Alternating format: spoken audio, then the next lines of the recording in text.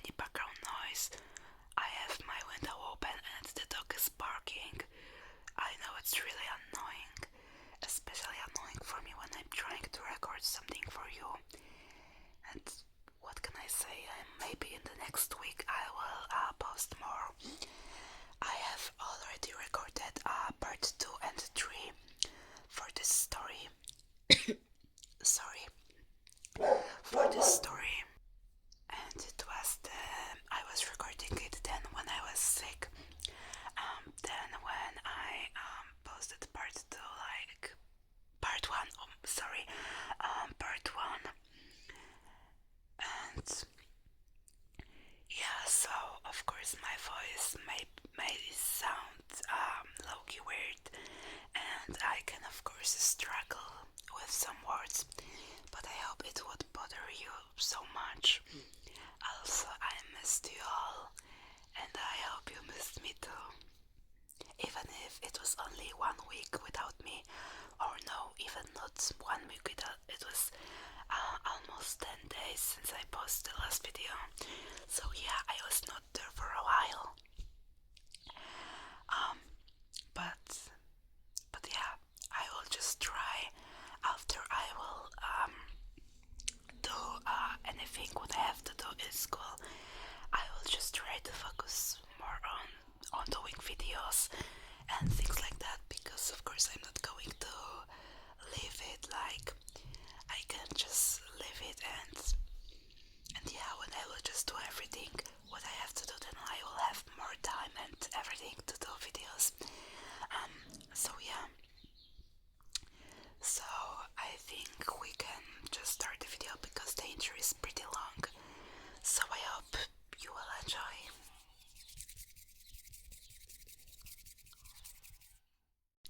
Part 2. After writing my account of an horrific experience, I had as an 8-year-old child. Many have encouraged me to speak about the aftermath. I've been hesitant to do so, as I have felt unsettled since I broke my silence. Sleep has not come easy to me these last few nights. My skepticism, however, remains resilient, and as much I will tell of what I experienced in the other room. This won't be as long as what occurred only took place over a few days, but that was more than enough for me. If you recall, after that unwelcome nightly visitor left me, I was moved into another bedroom a year later. This room was much larger than the previous one and had a warm and welcoming atmosphere to it. Some places feel bad. The room before felt foul, but this one did not. Thankfully, I was given a normal bed. The previous one was taken apart and thrown out. A welcome sight, I might add. I loved my new room. I enjoyed the space for all of my toys. I was happy that the place was large enough to have my friends drop by, but most of all I was relieved to just be out of that uneasy, foreboding part of the house.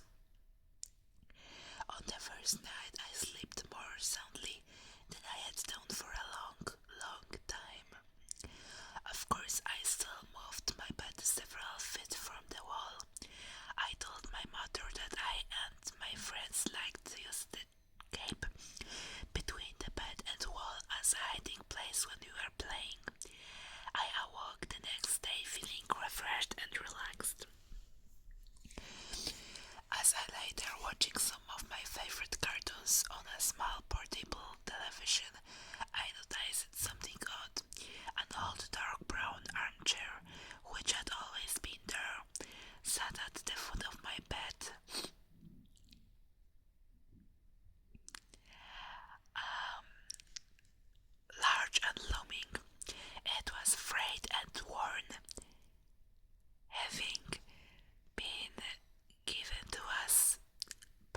was sewed by my cousin, but it had been used many times even by then.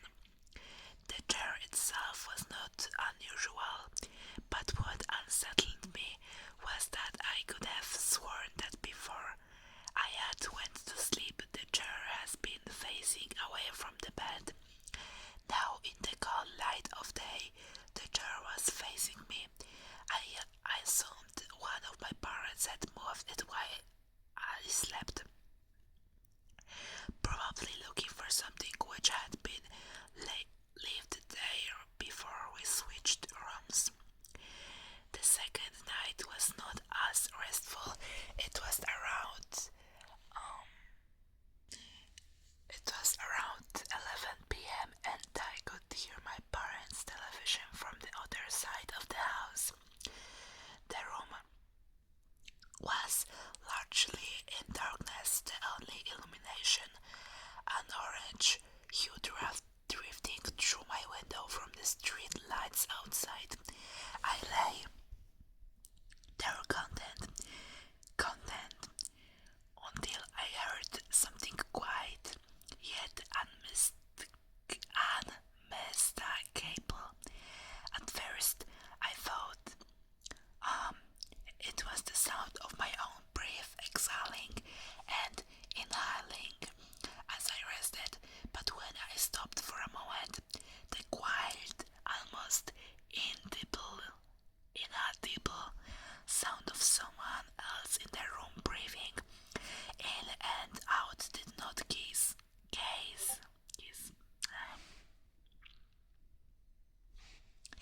It continued rhythmically and without pause.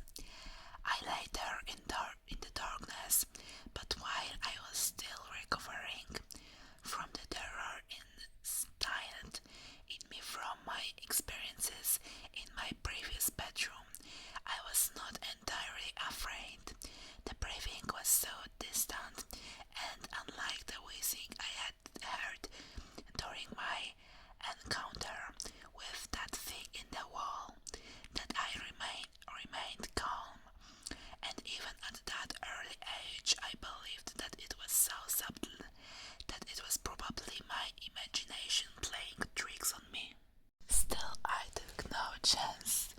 I stepped out of bed, walked across the room and turned the light on. The sound had gone. I stared at that old worn armchair facing the foot of my bed, which was within reaching distance of where I slept, and turned it around to face the other way. I had no real reason to do so, but something about it sitting there filled me with that dread. The third night I was not so fearless. Again I awoke in darkness. Lying on my back I stared up at the ceiling which seemed to heavily absorb the dim orange light from the street. The tree outside my window swayed in a calm breeze, casting a strange collection of improbable moving shadows across the room. I could hear nothing but the long and distant hum of the city's night traffic. Just as I began to drift back into sleep, I heard it. A creak from the bottom of my bed, as if something had moved or shifted its weight along the floor.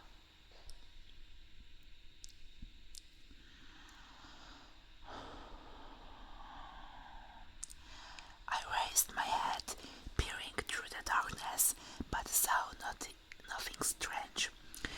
Everything sat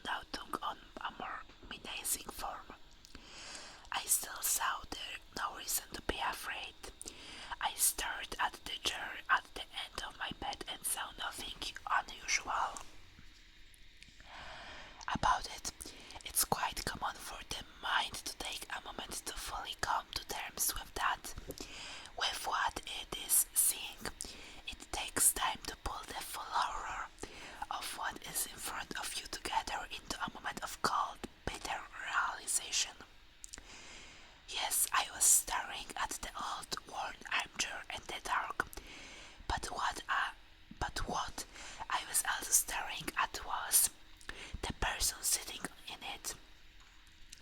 In the dim light, I could only see the outline of the back of its head, the rest obscured by the spine of the chair. I sat motionless, staring, praying, hoping that my eyes were being misled by their surroundings. The slow crank of movement as it shifted in its patriot throne chilled me to my very core. This was no mere trick of the dark. Then it shifted onto its right side. I knew what it was doing. It was turning to look at me. It was difficult to make out, for even in that room it seemed darker than everything around it. I saw what looked like a collection of long fingers slip over the crest of the chair, and then another. The room was silent but for the sound of this thing shuffling in its seat and the crash of my racing heart. At first I could only make out the outline of its forehead, but then it began to rise up, revealing two pinpoints of light in the dark recesses of its deeply set eye sockets. It was staring at me. I screamed, and within a moment my brother and mother came into the room, switching the light on, asking if I'd had another bad dream. I sat speechless, barely acknowledging them, staring intently at the now empty armchair. I was only in that room for another few days before we suddenly moved. I saw nothing for the remaining nights, except for my last sleep in that room where I awoke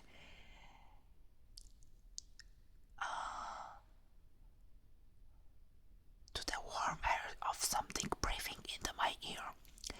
I jumped out of bed, turning the light on. The slow rhythmic breath of something unseen remained louder than before. I spent the rest of that night on the couch in the living room. 2 years later, I slept soundly in my bed. In our new house, there had been no other incidences, and I was sure I had left behind whatever strangeness had plagued me in that little average suburban home. I was, however, left one parting gift. My tormentors, and in my opinion, the watcher in that armchair was a different entity to the thing in the elongated room, had one last surprise in store for me. Like an animal claiming its territory, I was not entirely out with their grasp. For one last terrifying moment, I felt the presence of those things. I lay there sound asleep 2 years since those horrifying experiences. I was in the throes of a nightmare and suddenly, happily found myself awake, safe and sound in my bed. The room was darker than usual. I breathed a sigh of relief as one does when waking from a nightmare. But the room was so dark. I could see nothing at all, as if something had snuffed out the light. I chuckled to myself, realizing that I must have pulled my blanket up and over my face while sleeping. The